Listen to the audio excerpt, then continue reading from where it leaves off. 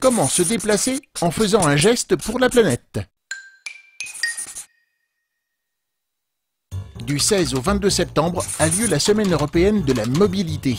Et qui dit mobilité, dit transport. Son but? Nous faire réfléchir sur la façon dont nous nous déplaçons. Toi, tes copains, tes parents, tes voisins ou tes cousins qui vivent à l'autre bout de la France. Car pour arriver à l'objectif de limiter à plus 2 degrés Celsius l'augmentation des températures fixée par 195 pays lors de la COP21, il va falloir changer collectivement notre façon de nous déplacer. Aujourd'hui, plus de 6 trajets sur 10 se font en voiture, et du coup, ça bouchonne et ça klaxonne.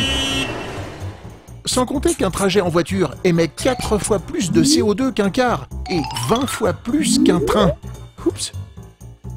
Heureusement, il existe des moyens de se déplacer moins polluants, moins encombrants, et qui permettent, en plus, de rester en forme. Voici quelques exemples.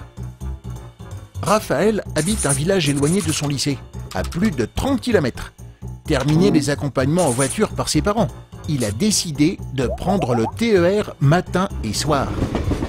Avec son abonnement mensuel, ça revient moins cher que la voiture, sans compter qu'il peut lire dans le train et discuter avec ses copains.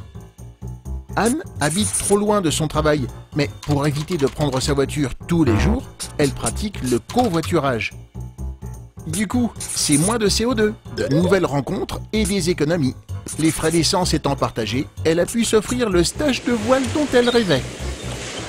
Pierre habite en ville. Il est fatigué des bouchons matin et soir. Il a décidé de vendre sa voiture et d'utiliser le vélo en libre service pour se rendre à son travail. Résultat, il a perdu un peu de poids, se sent plus en forme et ne met pas plus de temps pour arriver à son bureau. Louise a découvert le pédibus. Elle se rend à pied avec 3 de ses copains à l'école encadrée par des adultes. Sympa de commencer la journée par une promenade. Comme Anne, Pierre, Louise ou Raphaël, il existe des solutions pour se déplacer autrement. Et c'est à chacun d'entre nous de changer ses habitudes pour moins polluer et vivre mieux.